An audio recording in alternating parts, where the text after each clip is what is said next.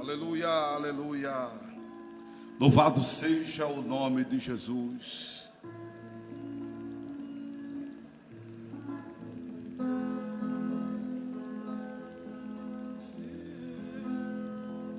Eu vou pedir nesta hora para Jesus mandar a minha tristeza ir embora, recordação do passado infeliz, nunca mais quero ter.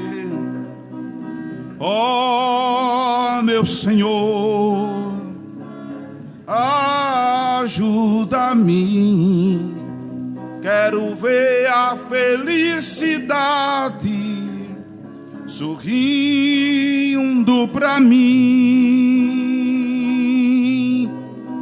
E se um dia a tristeza voltar, não irá mais encontrar lugar no meu coração. Vai, tristeza, vai pra bem longe de mim. Vai dizer ao mundo que agora eu sou feliz. Vai, tristeza, vai pra bem longe de mim. Vai dizer ao mundo que agora eu sou feliz com Jesus. Eu vou pedir nessa hora para Jesus mandar a minha tristeza ir embora, recordação do passado infeliz, nunca mais quero ter. Ó meu Senhor, ajuda-me, quero ver a felicidade sorrindo pra mim. E se um dia a tristeza voltar, não irá mais encontrar lugar no meu coração. Vai, tristeza, vai pra bem longe de mim. Vai dizer ao mundo que agora eu sou feliz. Vai, tristeza, vai pra bem longe de mim. Vai dizer ao mundo que agora eu sou feliz com Jesus.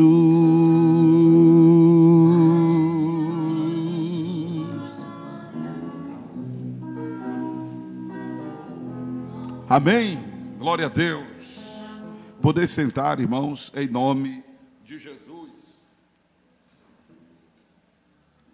Louvado seja Deus. Louvado seja Deus. Nós vamos hoje, com a graça do Senhor, terminarmos ou fazer a terceira parte da abordagem dessa série de ministrações sistemáticas de doutrinas, de princípios bíblicos que nós, aqui do Templo do Corpo de Cristo, temos abraçado. Partindo do princípio que só vale a pena crer como diz a Escritura. Amém, amados?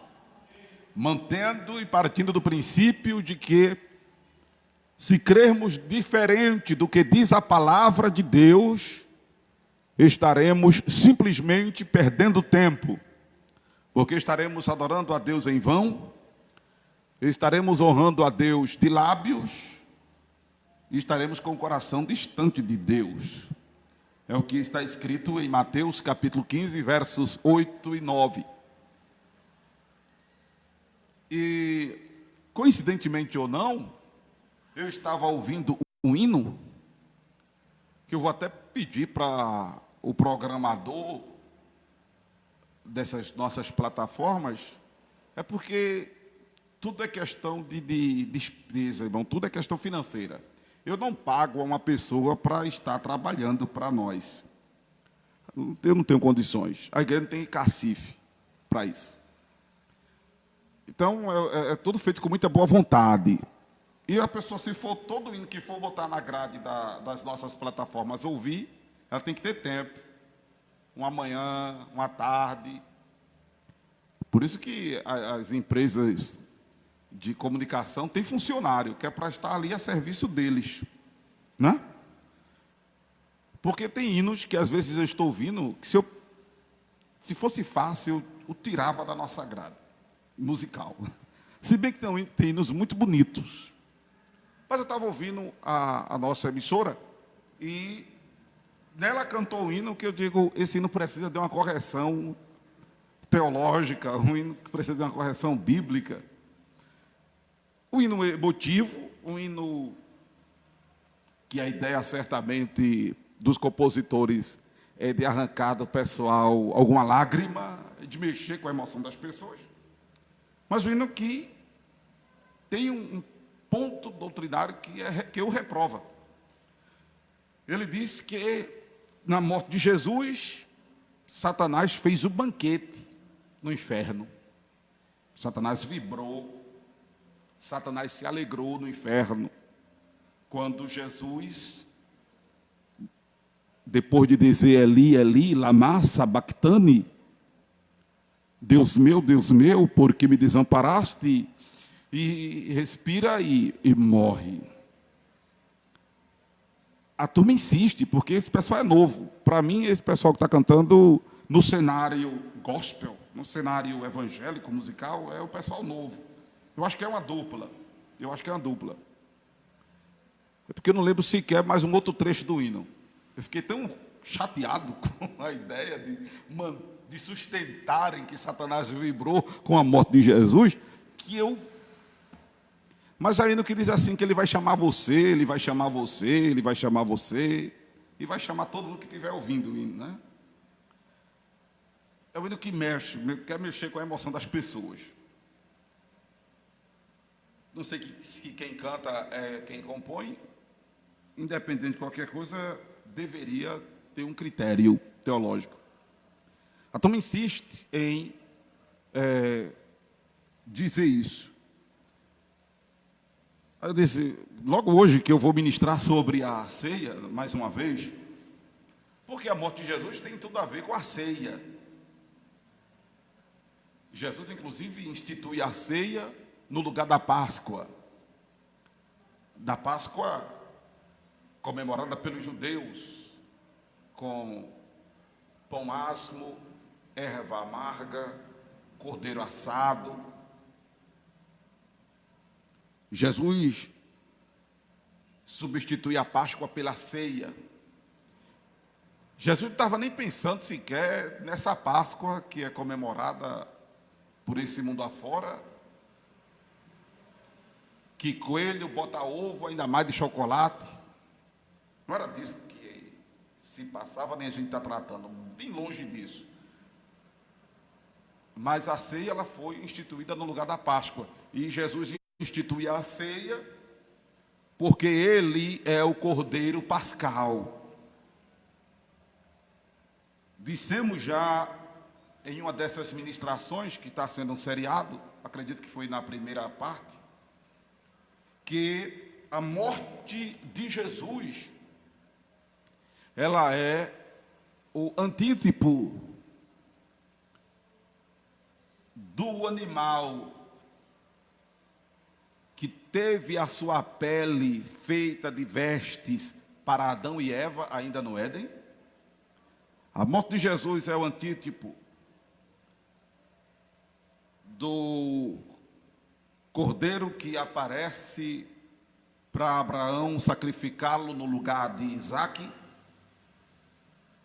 A morte de Jesus é o antítipo, inclusive, do cordeiro que Moisés sacrifica, cujo sangue é aspargido dos umbrais das portas dos filhos de Israel, para que quando o anjo do Senhor passasse a meia-noite ali no Egito, a casa que não tivesse sangue aspargido nos umbrais de suas portas, tivesse o primogênito morto.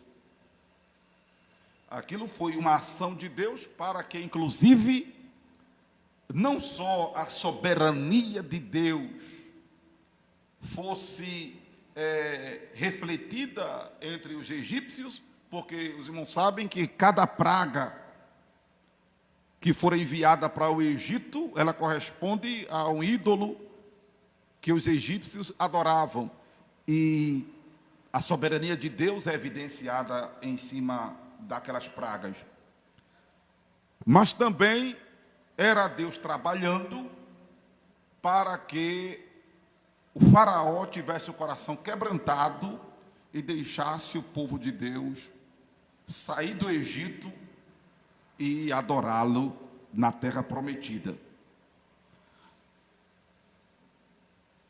A morte de Jesus, ela é também o antítipo de todos os animais que foram personagens sacrificadas no culto que regularmente Israel ofertava ao Senhor.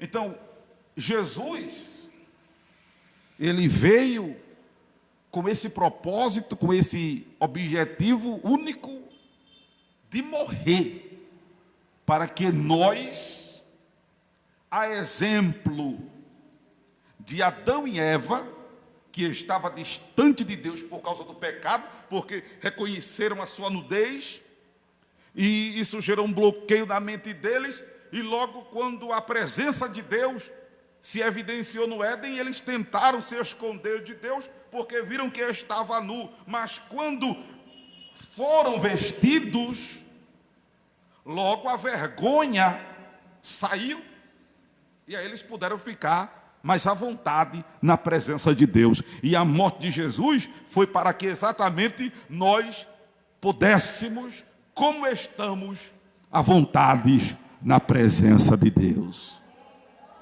A morte de Jesus, ela foi exatamente expiatória, porque a palavra expiação no Velho Testamento tem o significado de unir as partes separadas, as partes distanciadas. A morte de Jesus é uma morte expiatória exatamente porque o propósito de Jesus morrer foi para que nós tenhamos comunhão com Deus, e comunhão com Deus é tudo que a gente precisa. Quem tem comunhão com Deus é feliz, quem tem comunhão com Deus supera, quem tem comunhão com Deus vence, quem tem comunhão com Deus, aleluia, a vitória é certa, glória a Deus. Quem tem comunhão com Deus, amados, vive uma vida de equilíbrio. Exatamente porque a comunhão com Deus, ela gera aquilo que nós há pouco oramos, ela gera consciência cristã. Ela gera consciência cristã. A comunhão com Deus faz com que nós aceitemos o fato de que Deus está no controle de todas as coisas. Então perceba que comunhão com Deus é tudo. Desde o nosso estado emocional, a nossa motivação e razão existencial. A comunhão com Deus é tudo. E Jesus morre para que nós não só tenhamos comunhão com Deus nesta vida, mas para que entremos na cidade santa pelas portas, como é o propósito de sermos crentes, de morar no céu. Amém, amados? Exemplo do propósito do cordeiro que Abraão imola no lugar de Isaque, a morte de Jesus foi para exatamente nos justificar diante de Deus.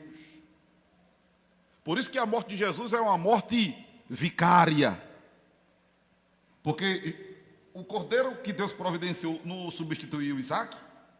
A morte de Jesus é uma morte que nos substitui na sentença da maldição eterna. Quando Deus providencia o cordeiro para Abraão, justifica Abraão, porque o mesmo iria sacrificar o seu filho Isaque para realmente dar provas a Deus de que o amava, de que o temia, de que cria em Deus, de que era submisso a Deus, de que era obediente a Deus. Observe que quando Deus pede Isaque a Abraão,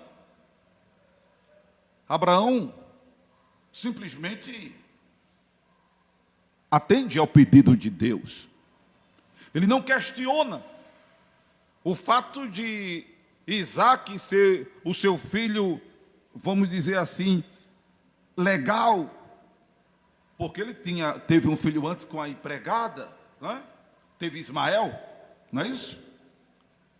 Mas Isaque é o seu filho legítimo, é sobre quem repousa a promessa para a vida de Abraão, de que ele seria pai de uma multidão e que todas as famílias seriam abençoadas a partir dele.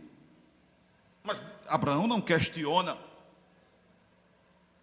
No tempo marcado, na hora marcada, Abraão pega Isaque, pega a lenha, pega o cutelo, uma espécie de faca, e vamos, meu filho, comigo, sacrificar ao Senhor, não sabendo Isaque que ele seria o sacrifício.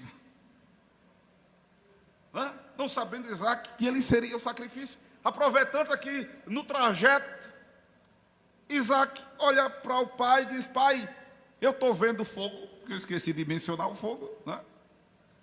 Eu estou vendo a lenha, eu estou vendo o cutelo, mas onde está, pai, o cordeiro para o holocausto? Aleluia. Ao que responde Abraão: meu filho, Deus para si proverá um cordeiro. O escritor aos Hebreus diz, amados, que a fé de Abraão era tão tamanha que ele cria que das cinzas Deus poderia suscitar Isaque. Eu preciso desta fé, de que quando mesmo, aleluia, tudo está declaradamente perdido, o meu Deus, Ele tem algo de resposta para mim. Eu preciso crer neste Deus assim.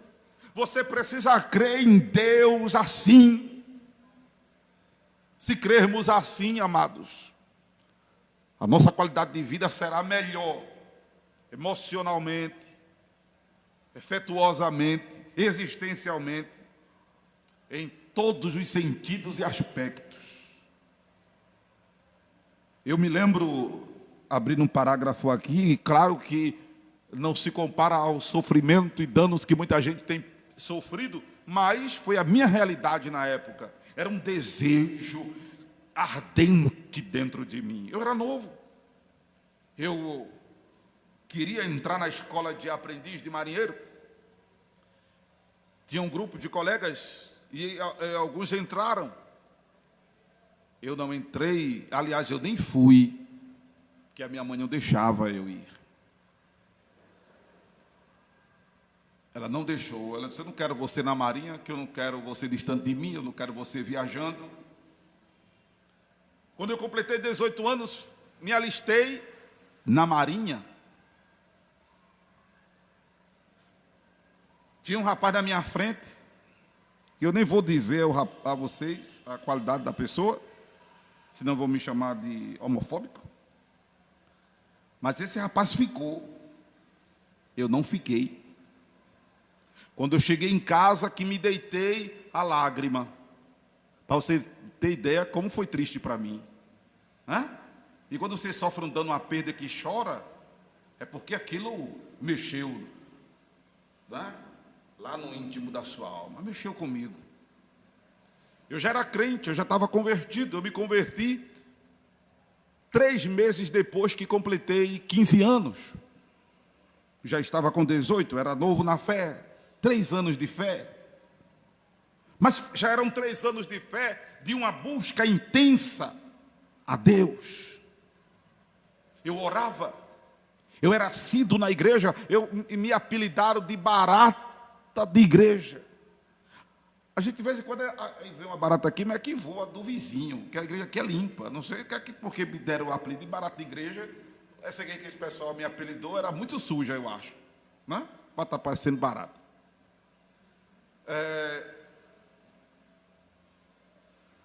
Eu buscava, eu era envolvido na obra, não em função de alguma coisa, não com algum interesse.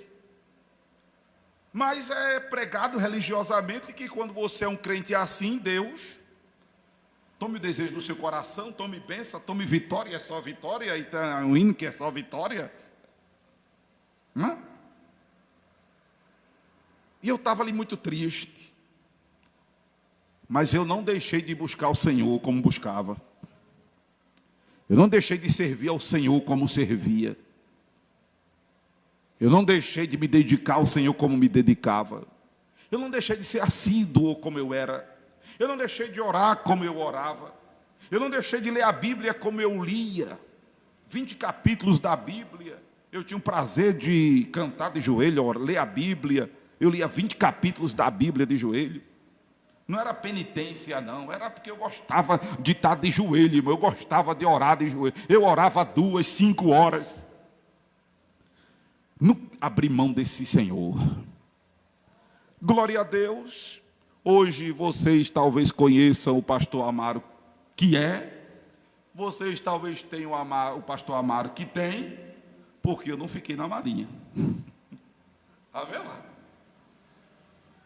Eu tenho conseguido fazer alguma coisa na obra, eu tenho conseguido servir a Deus com muita alegria, com muita satisfação, porque certamente eu não fiquei onde eu queria ter estado. Irmãos, Deus tem o controle de tudo. Deus está no controle de tudo. Amém? Glória a Deus. De alguma maneira, eu espero que Deus esteja falando aos corações que estão aqui e que Deus esteja falando a quem estiver nos ouvindo pelas nossas plataformas. Deus está no controle. Aí, voltando à história de Abraão e Isaque. Pai, onde está? Eu estou vendo fogo, a lenha e o cutelo, mas onde está o cordeiro para o holocausto? Aí Abraão responde: meu filho, Deus para si um cordeiro proverá. E segue a caminhada. Abraão está com seus moços, pessoas que o serviam. Chega ao destino do sacrifício, ou próximo, porque era no monte. E aí Abraão diz aos seus servos: ficai aqui, porque eu e o menino vamos ali adorar e voltaremos. Vamos ali adorar e voltaremos. Então Abraão estava consciente que ia sacrificar Isaque. Ele não sabe, talvez, exatamente como voltaria com Isaque, mas que iria voltar, nem que fosse só as cinzas, mas voltaria. Só que Abraão prepara o altar, junta lá as pedras, coloca as lenhas, os gravetos lá de madeira, coloca lá, pega Isaque, que já está a essa altura amarrado com as mãos, amarrado pelos pés, e eu acho que, coitado, olhando para ele assim, tem um procedimento, que eu não lembro agora, o procedimento de amarrar o paciente na cadeira, como é o nome? Eu não estou ouvindo. Contenção. E eu conheço uma pessoa que pegou a pessoa, uma criancinha, e fez uma contenção. Eu acho que a criancinha ficou olhando para a mãe assim: o que essa mãe vai fazer comigo? Não é? Eu acho que Isaac ficou olhando para Abraão assim: o que o pai vai fazer comigo, hein? Me amarrou pelos pés, me amarrou pelas mãos. Se Abraão tivesse tido aula de enfermagem, dizia: isso é uma contenção, meu filho, viu? Isso é para você, na hora que o fogo estiver queimando, você não querer pular do altar. Pega o Isaac, amarrado pelas mãos, pelos pés, e bota no altar. Aí agora vem a hora do sacrifício. E Abraão pega o cutelo e vai sangrar Isaac, para que ele não fosse queimado exatamente vivo.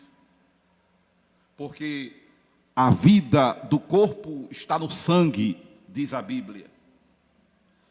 E aí, quando ele vai imolar Isaac, quando ele vai dar o golpe em Isaac, para sangrar Isaac, o anjo do Senhor brada e diz: não faça tal coisa, porque eu agora sei que temes a Deus. Talvez isso para você não signifique muita coisa. Primeiro, porque não era seu filho. Primeiro, porque você também não estava lá. Do jeito que você não era Isaac, não tinha um filho Isaac, você não era Abraão. Historicamente, isso parece não fazer muito sentido. Mas isso estava acontecendo não só para uma expressão de prova de obediência e de amor a Deus por parte de Abraão para com o Senhor, mas isso era também, amados, um desenho divino do plano de redenção das nossas almas.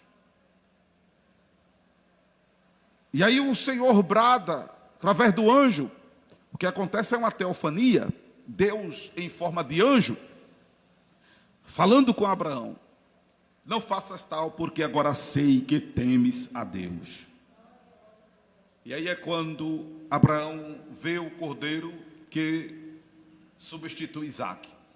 Então, por a morte de Jesus ser o antítipo desse acontecimento, com a morte de Jesus, com a entrega da vida de Jesus por nós, por isso que é vicário em nosso lugar, nós somos justificados diante de Deus. Aí você diz: pastor, eu não entendo isso.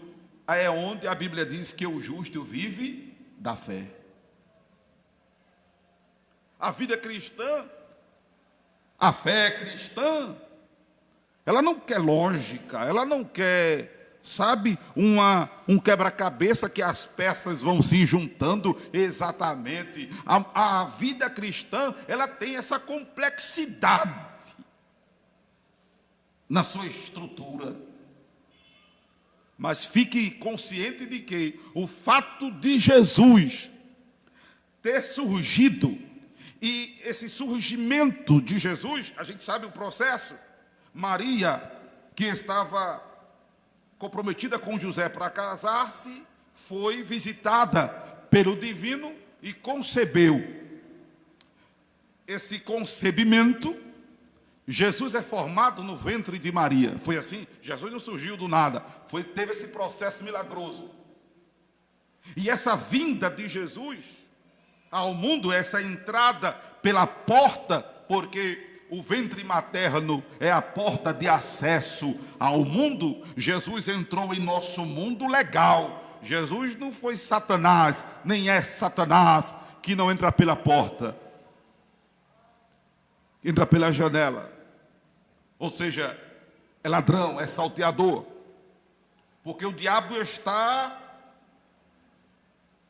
no mundo. Eu ia dizer está em nosso meio, mas não está não. Em nosso meio quem está é Jesus, amém, irmão? Jesus disse: onde estiver 2 ou 3 reunidos em meu nome, eu estou presente no meio deles. O diabo está no mundo. Sem a nossa permissão, sem a nossa autorização. Por isso que a gente vive expulsando ele. Amém? Porque ele entrou no mundo sem ser pela porta do mundo, que é o ventre materno.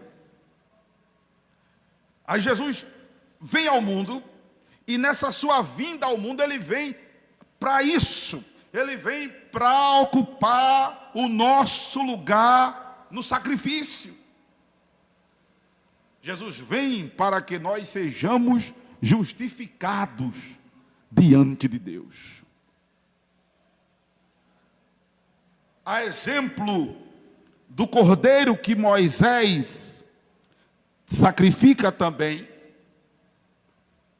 o cordeiro que deveria ser de um ano, que deveria ser macho, que deveria não ter nenhuma mancha nele, deveria ser imolado, o sangue aspargido nos braços das portas dos filhos de Israel, como já disse, a sua carne ser comida assada. Pense num processo difícil de mastigação, com pães asmo, pão sem fermento, para sugerir ali pureza, e com erva amarga, para gerar no processo de gustação do povo de Israel uma ideia de sofrimento, não só para os presentes, mas para as futuras gerações. Porque com a morte deste animal, chamado Cordeiro Pascal, estava carimbada, estava selada a saída do povo de Israel do Egito. Estava registrado ali, estava homologada a libertação. Faraó não teria mais poder, não teria mais domínio, não teria mais vez nem voz, não teria mais comando sobre a vida dos filhos de Israel. Por isso que a morte de Jesus é o antítipo da Páscoa, porque quando Jesus morre, aleluia, aqueles que o confessam como Senhor e Salvador, têm o seu sangue aspargido em sua alma, aleluia, e com essa aspersão do sangue na alma, o diabo não tem vez e nem tem voz em nossa vida, irmão. Aleluia, nós somos libertos das garras de Satanás, porque Faraó, que era rei do Egito, era um título dado aos reis do Egito, representa figuradamente Satanás, o diabo, como o Egito figura o mundo. Então, a partir da Páscoa, Satanás perde isso aí. Então, a partir da morte, irmãos, de Jesus, entregue a esse ato sacrificial por nós, é que nós somos libertos. Então, Satanás tinha por que se alegrar da morte de Jesus? Me respondam agora. Tinha por que se alegrar da morte de Jesus? Não, irmão. Não. Porque Satanás não quer ver você junto de Deus. Satanás não quer que você ame a Deus. Ele não quer você livre do domínio dele. E nós estamos livres do domínio. Quem é livre aí? Aleluia, levanta a mão e dá glória a Deus. Você é livre do domínio do inimigo das nossas almas. Então, irmão, Satanás não podia se alegrar com a morte de Jesus por nós.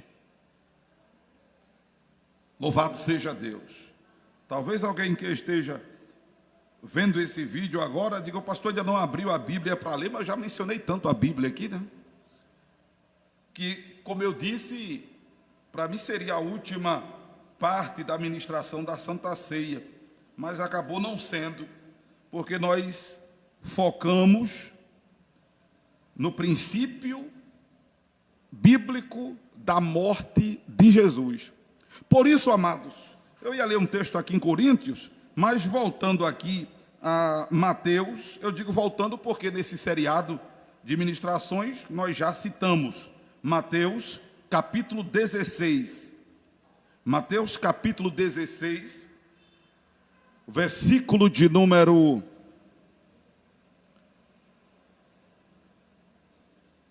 21 em diante, Jesus disse,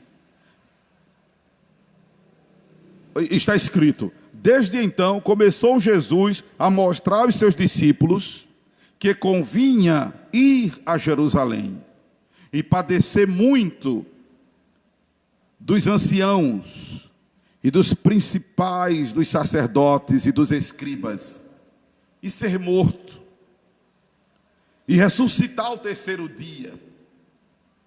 E Pedro, tomando-o de parte, começou a repreendê-lo, dizendo, Senhor, não tem compaixão de ti mesmo? De modo nenhum te acontecerá isso. Ele, porém, voltando-se, disse a Pedro, para trás de mim, Satanás, que me serves de escândalo, porque não compreende as coisas que são de Deus, mas só as coisas que são dos homens. Entende agora? Compreender as coisas de Deus é algo realmente difícil. Mas se torna fácil ao crente que ora, ao crente que lê a Bíblia, ao crente que procura ser assíduo na sua devoção, não só no templo, mas em sua casa, como temos dito aos irmãos, não só ore em casa, não só ore na igreja, não só leia a Bíblia na igreja, não só louve a Deus na igreja, mas procure fazer isso em sua casa, procure fazer isso no trabalho, procure fazer isso na faculdade, indo, voltando, estando, esteja aplicado à devoção, principalmente os irmãos daqui, porque nós só temos regularmente 3 cultos na semana, e nem todos podem estar nos cultos do círculo de oração, na escola bíblica, e no domingo que a gente supostamente imagina que todos os irmãos vêm à igreja, mas a gente percebe o déficit de presença. Mas a devoção independe da sua vinda ao templo.